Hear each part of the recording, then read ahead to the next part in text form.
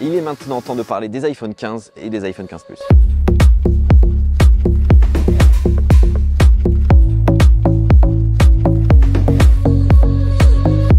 Bonjour YouTube, comment ça va? Vous le savez, Apple, le 12 septembre 2023, a présenté plein de nouveaux produits, des iPhone 15 Pro et 15 Pro Max dont on a déjà parlé en vidéo, des Apple Watch série 9 et des Apple Watch Ultra 2 dont on a également parlé en vidéo, des produits qui vont tous sortir le 22 septembre prochain, mais la base c'est bien entendu les iPhone 15 et aujourd'hui on s'attaque aux iPhone 15 et 15 Plus. Des iPhone 15 qui sont en soi des sortes d'iPhone 14 Pro mélangés aux iPhone 14, c'est-à-dire qu'on retrouve un peu le design de l'iPhone 14 et 14 Plus avec ses couleurs un peu plus pastel, du jaune, du rose, du vert, du bleu et du noir, toujours dans deux tailles, 6,1 et 6,7 pouces. Mais cette fois-ci, gros changement de design, l'arrière désormais n'est plus en vert brillant mais en vert matifié, tout comme ce que l'on a sur la gamme des iPhone Pro depuis 2019. C'est une excellente nouvelle, le toucher est super doux, c'est beaucoup plus premium et franchement avec le contour qui est en aluminium 100% recyclé, le contraste passe super bien et c'est un super design de téléphone. C'est un petit changement esthétique mais ça fait du bien. Non, ce qui va changer surtout c'est la façade avant. On le voit désormais, on a la Dynamic Island qui fait son apparition.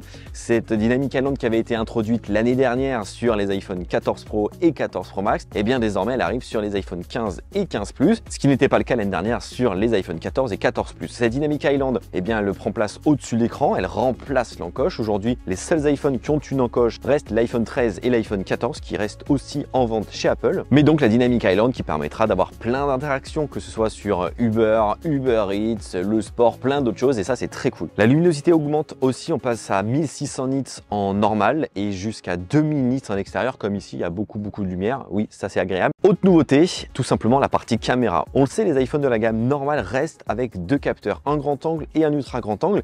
Il avait souvent été reproché à Apple de ne pas proposer de zoom, donc de troisième capteur qui est réservé à la gamme Pro. Et bien cette année Apple a fait quelque chose de très bien pour le coup, c'est que le capteur grand angle passe de 12 millions de pixels à 48 millions de pixels qui était encore une fois réservé à l'iPhone 14 Pro l'année dernière. 48 millions de pixels qui reste une option, il faut aller dans les réglages pour l'activer. De base c'est du 24 millions de pixels, mais cela permet tout simplement d'avoir une sorte de zoom x2 optique dans l'iPhone, ce qui fait finalement qu'on se retrouve avec un iPhone 15 ou un 15 Plus avec un 0,5, un x1 et un x2, comme si on avait un zoom optique, sachant qu'il n'y a pas de téléobjectif dans l'iPhone. Ça c'est une grande nouvelle et qui est vraiment appréciable puisque c'était ce qui était reproché à ces iPhones un peu classiques jusqu'à présent. Le mode portrait aussi évolue, un mode portrait plus précis avec des meilleurs résultats en faible luminosité, mais surtout désormais le mode portrait soit peut s'activer comme on a l'habitude de faire depuis des années, ou alors peut être automatique dans la prise de photo. Et bien votre photo sera prise normalement et dans les réglages vous allez pouvoir activer ou non le mode portrait, changer le focus, changer la focale,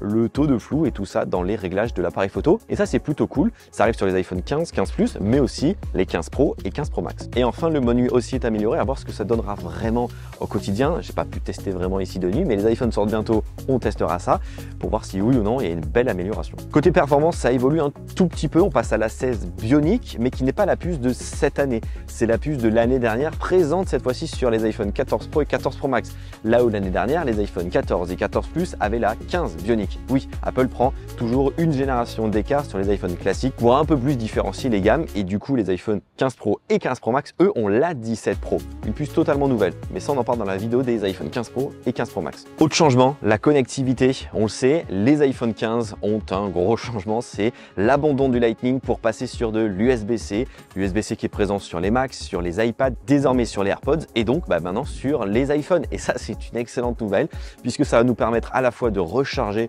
son AirPods ou son Apple Watch sur son iPhone, de pouvoir connecter par exemple un disque dur externe à son iPhone, de pouvoir connecter un écran externe à son iPhone, et ça ouvre des nouvelles possibilités en plus d'avoir un câble unique pour tous ces produits. Et enfin, on le sait, Apple a tout simplement abandonné le cuir dans ses coques et dans ses accessoires. Fini le cuir, maintenant c'est du fine woven pour des accessoires qui sont très doux, très soft. J'ai pu les prendre en main, les tester, c'est très agréable, plus de cuir. Si vous étiez un amateur de cuir, chez Apple, le cuir c'est fini. Côté prix, 969 € € le prix d'entrée de gamme 128 Go pour l'iPhone 15 et 1119 € pour l'iPhone 15 Plus en 128 Go également. Ils sont en précommande à partir de ce vendredi 15 septembre et sortiront le 22 septembre prochain pour ces iPhone 15 et les 15 Plus. En soi, pour résumer, vous prenez vraiment le mix de l'iPhone 14 et de l'iPhone 14 Pro de l'année dernière et ça vous donne un iPhone 15. C'est une belle amélioration, mais quand on la compare à l'iPhone 15 Pro, on est encore un peu loin de ce que Apple peut faire de mieux aujourd'hui avec l'iPhone 15 Pro. On en parlera très bientôt de ces iPhones, on va le recevoir, on va les tester. C'était la dernière vidéo ici à Apple Park pour cet événement Apple. J'espère en tout cas que ça vous a plu. Gros pouce bleu dans la barre des pouces bleus. À très vite pour plein de vidéos sur ces nouveaux produits. Si vous avez la moindre question, les commentaires sont là. Prenez soin de vous. À très vite. Bye bye.